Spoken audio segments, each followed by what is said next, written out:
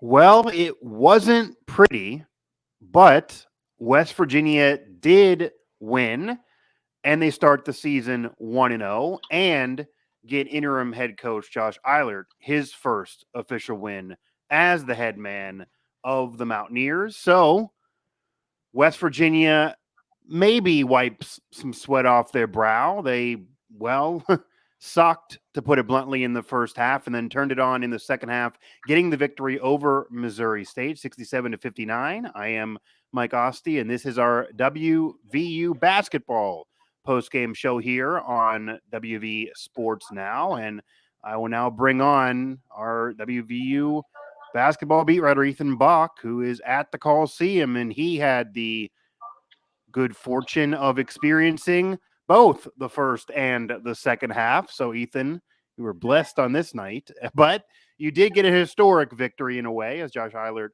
does claim his first W after what has felt like the longest offseason imaginable, and everyone knows why.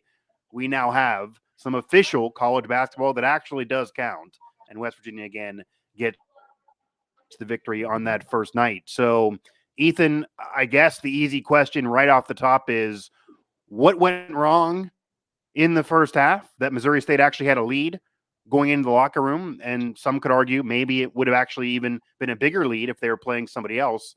And then what went right in the second half to allow West Virginia to get this much needed victory and to start the season 1-0? I think the biggest thing in the first half was this team didn't have any confidence when shooting the ball. I think it was a lot of mental mind games. Shot 4 of 32 from the field in the first half. That's Quinn Slazinski said it's almost funny. Um, and in the locker room, Josh Eilert just kept the team's spirits high, kept their confidence high. They weren't down. They came right back out. Shot 6 for 6 to begin the second half, and they rolled to shoot 50% Yeah. in that second frame. So that was the biggest difference between first half, second half. It was night and day tonight for West Virginia.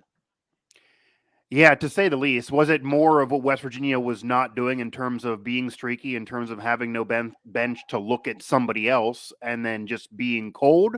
Or did Missouri State potentially do something that maybe caused the Mountaineers problems early in the game that they had to then retool and get their act together? Yeah, I thought Missouri State game plan West Virginia very well. It's what every team should do this season. Is whenever Jesse Edwards gets the ball in the paint, just double team, triple team him.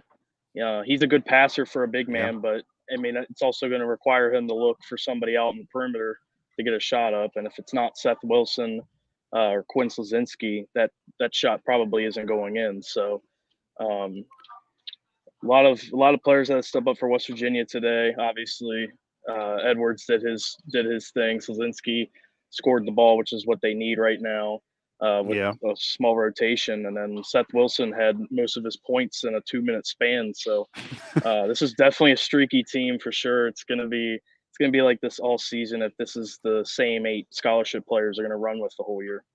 Yeah, and things maybe will change after this non-game suspension from Kirk Risha, and who knows what else with the battle waiver. And I know Josh Heiler did say he has no update on that for anyone who's going to ask. I did hear that. So, and then a Coca as well. So West Virginia very depleted, more depleted than they thought they were even going to be entering the season, knowing all the drama and knowing they were going to be depleted even more so. It was almost really funny to see the bench and to watch how depleted they were. So you have to figure they did get a win, even though it wasn't pretty, and they will get deeper just by bodies that will eventually show up, even if it's only one man, even if they only get Kirk Risha. Eventually they will get him back to at least start the next year. And after, this stretch of the first 9 games here into the fall and winter. So Ethan Bock and Mike Asti here, WVU basketball post-game show. The Mountaineers do win it 67-59. They do get the dub over Missouri State,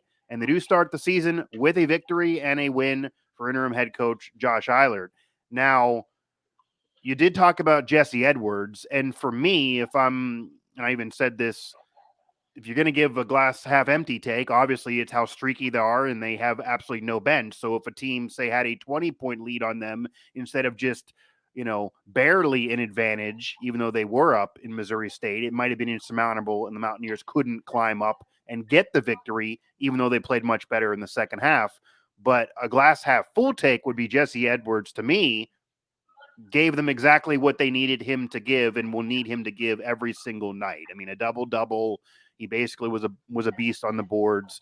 I think it was 4 for 7. Like, you can't ask for much more from him.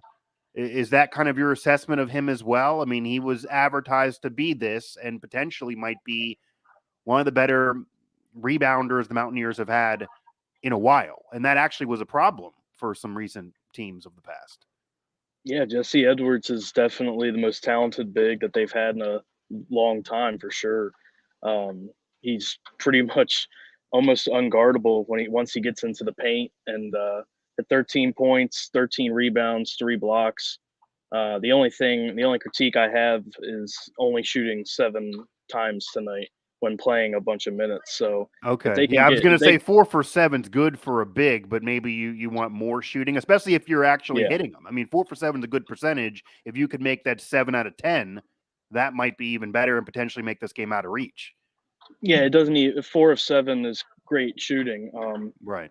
He was smart with his shots, but yeah, even if he's shooting 7 of 10, if he's getting a couple more attempts in, he's going to average 15 to 20 points a game, and that's what this team needs. Jesse Edwards needs to be an all Big 12 team player right now. He's one of the only guys that they can truly rely on.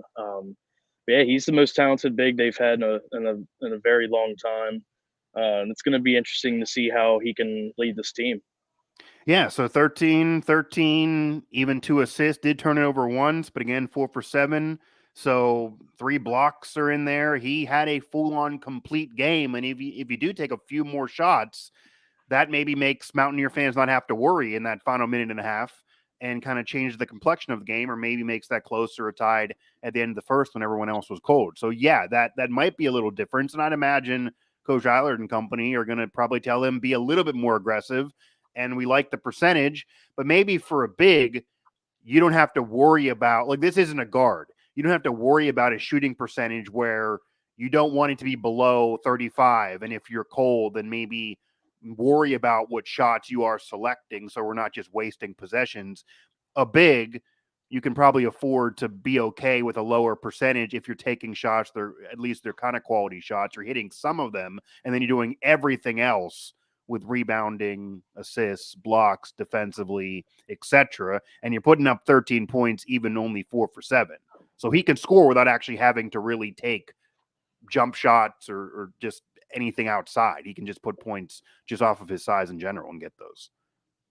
Yeah, I think with I think Jesse's best quality is just his build. He's lengthy.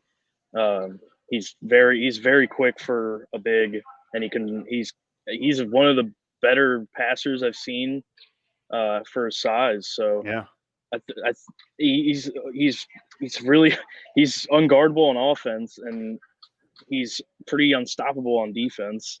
It's just the biggest thing with him is just he can't get in foul trouble. He picked up 2 quick fouls at the end of the game. Team. Right. Yeah, right. he did a great job only having 1 foul through about 20 minutes, and then picked up 2 quick fouls towards the end. So, especially in Big 12 play, they're going to be calling a lot of blocks this year. Yeah. Over the charge rules. So Jesse's that's just going to be a nagging thing all season, regardless of if Kirk or when Kirk Risha comes back, and if Raekwon Battle and a Cook return to the team as well. Right. And you'd imagine maybe he'd at least have a partner in size if a Cook comes back, even if the other 2 don't come back, and that, or at least add a little bit more depth, that it'll allow the coaching staff to kind of do something that if he does get in foul trouble early, even though nobody's Jesse Edwards, you could at least put someone else who gives you somewhat size and somewhat rebounding in there. But right now, as you mentioned, if he has to sit for foul trouble, barring anything else, then yeah, they don't really have a replacement for him. He's kind of 1-on-1. Ethan Bock, Mike Asti here at WVU Basketball Postgame Show. The Mountaineers win it at 67-59. And not really that impressive, especially if you focus and hammer home that first half and how that game could have got away from you if you're playing somebody else. But they do end up kind of turning it on. And the overall numbers of this game don't look all that bad for West Virginia. 34.9 field goal wise, 3-pointers 33%, free throws 16 for 20 at 80%. Again, team was even rebounding wise. They're going to probably want to win that battle, but still 38 in the game. And last year, they ended up in the tournament and struggled rebounding wise, or at least Huggins thought so earlier in the season, even when they were winning those battles. Offensive rebounding wise, 13-10. So they won that, which potentially can extend possessions and what you want, and maybe clean up some turnovers. But overall, those numbers aren't all that bad. Again, first half, second half, very, very different. So what are your thoughts now? Because we can all have thoughts. You wrote a prediction. Everybody can guess and say what they think this team's going to do. And I've seen projections from people that follow the team, media or fans, all the way from as low as 10 freaking wins or single digits, all the way up to maybe being an NCAA tournament team that could surprise. So now that you've actually seen them play, even though they're still very depleted and will at least get a few more bodies, what's your evaluation and thoughts on this team now? Is it different than where you were even 24 hours ago at all? No, I think it's the same. I had this team at 16 wins going into today, and like I said earlier, the first half slump that they had is going to happen, and then the second half, 50% shooting from the field, that will happen as well. This team's they're going to be inconsistent throughout the whole year, and it makes sense with an 8-man rotation. But one thing that really stuck out to me, Missouri State was a top 30 defense last year.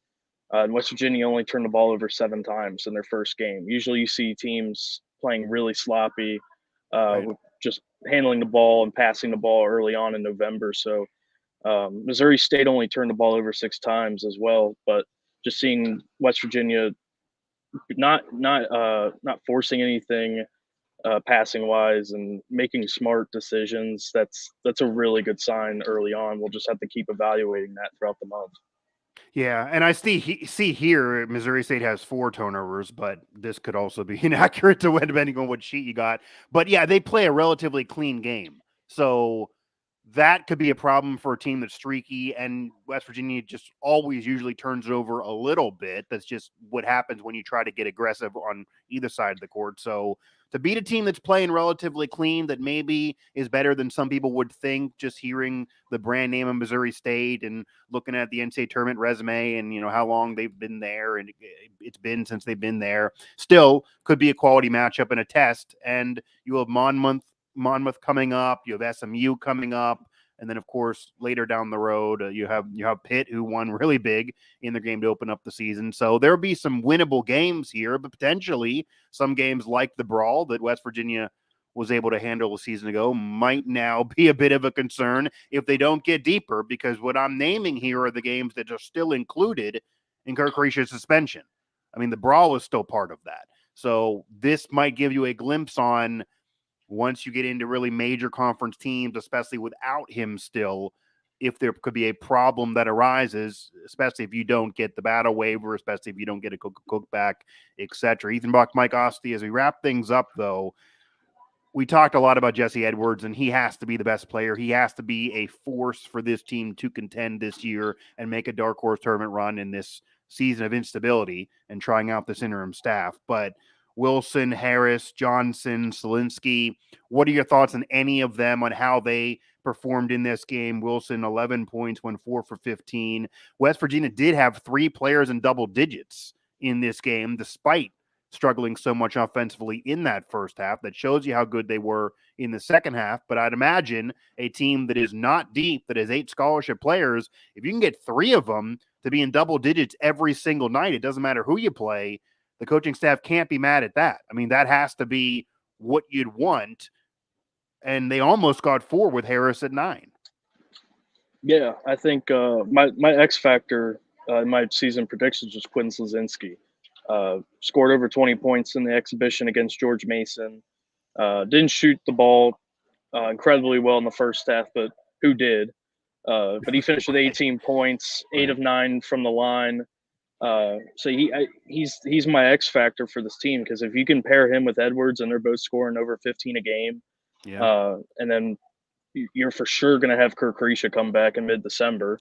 Yeah, and And you figure obviously, he's double digits, and you're figuring Mhm. Edwards can give you more than even he gave in this game, which is a game that if he gives you this every night, you're okay with it, but it could even be more. And then you add after that, right? Yeah, I don't think, even though they shot the ball almost historically bad tonight in the first half, I'm not worried about the offense because even Okay. with a bad shooting night, they're still going to score. They had a lot of Okay. free throws made tonight. If they can at least just stay afloat until Kirk comes back, or Yeah. battles appeal gets overturned, just adding throughout the non-conference. I am not worried about their offense at all. And the schedule's not incredibly brutal. I mean, St. John's is in there, Pitt's in there, but it's not incredibly brutal. They should at least be able to be over 500, you'd imagine, if not more than that, even if they do drop those couple games. But yeah, staying afloat is certainly key because, as we all know, and this is how they got in the tournament last season, the Big 12 is so brutal. You might have quad one game after quad one game after quad one game in the same week. And while the committee will clearly give you mulligans and potentially bump you in even if you lose because you're playing ranked teams and quality teams throughout the Big 12 gauntlet, you still need a certain bar. Like, I'm sure a lot of fans are going to wonder, like, yeah, they got in because of computers last year and the schedule was so hard. But if they would have lost one or two more games, they probably still wouldn't have got in. Like, so you do have to get to a certain bar, and we will see. And a lot of this, of course, does depend on the depth of this team. What do you want to see for Monmouth? What do you need to see in that game? Is it just more aggressiveness from Edwards and more of the rest and maybe starting stronger? Something that you maybe think the coaching staff could be looking to do, because these are kind of tune-up games as well, even though, of course, they could get nabbed. And we've seen major teams get upset in these games. They got away from one. And as you mentioned, despite struggling so much in the first half, they actually almost scored 70 points in this game.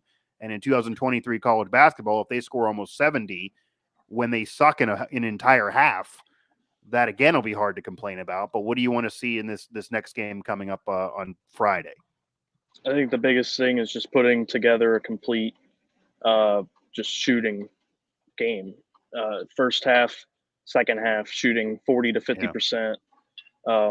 That's the biggest thing, and just keep practicing with only having 8 scholarship guys available. Just practice the foul trouble. It eight, you can play with an 8-man rotation, but the issue is a lot of these guys were meant to be depth pieces. Right. Before Huggins resigned, after Huggins resigned, these 100%. half of this team was supposed to be depth pieces towards the end of the bench, and now they have to take starting minutes and really step up. So that's why the 8-man rotation is such a big deal to West Virginia already. These teams are probably playing 11, 12-man rotations in November, and they won't cut their rotations down until February and March. So Yeah. that's the biggest thing. You just got to keep practicing with the foul trouble. Put together a complete 40 minutes of good shooting, and just keep working. Just keep working as a team until they go to Fort Myers. And the story of this season, as you just kind of alluded to some of it, it's always going to be a what if story. Like, if you don't have the Huggins drama and you have this as your depth, I mean, that's why some were saying they have the number 1 transfer class and could make another dark horse Final Four run and get Huggins in the Final Four again, and it could even be as natty. Like, those words were said prior to the Huggins drama, because if this that you're saying could be a 16-win team that's probably an NIT team is your depth, imagine the starting rotation, and that's an overall team that really could be a legit national contender. But as we know, the summer happened. So here they are, and we'll see what this team can do. And they can't fix the depth any more than anyone wants them to fix the depth, because a lot of it is out of their control, including even a Cook and the medical emergency that occurred a week or so ago. So this is just the cards that Josh Eiler and company are being dealt. They did win this game. Imagine if they didn't. So they did win this game. And then there are bright spots of Jesse Edwards and company and all the scoring that occurred, even if just in the second half. You put it together, you don't know. But West Virginia gets the win, night 1 of the 2023-2024 season. They do it 67-59 over Missouri State. They have Monmouth on Friday, Jacksonville State, SMU, St. John's, Pitt. That's kind of the stretch there. That'll be without Kirk Risha as he continues to sit out with his suspension.